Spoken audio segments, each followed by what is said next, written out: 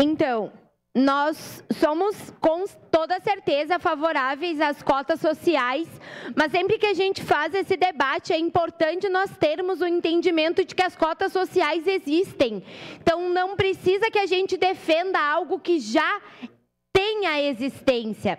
Nós temos a implementação das cotas sociais, 50% das vagas nas universidades públicas federais, elas são para estudantes oriundos das escolas públicas e de baixa renda, que têm a sua renda per capita de até um salário mínimo. Então, essas são as tão faladas cotas sociais de extrema importância, o que não exclui o fato da importância das cotas de negros e negras.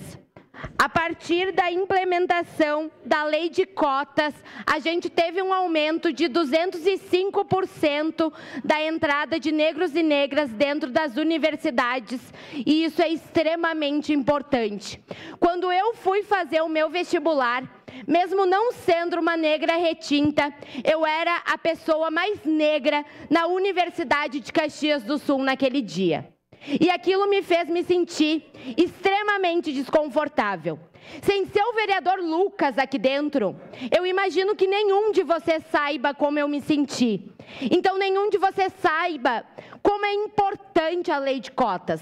Nenhum de vocês sabe como é ser a única pessoa negra a estar fazendo o vestibular. Então, nenhum de vocês sabe a importância que as cotas têm para um negro e para uma negra estar dentro da universidade.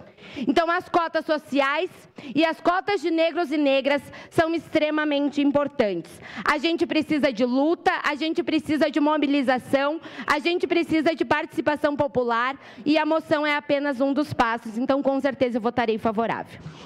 Obrigado.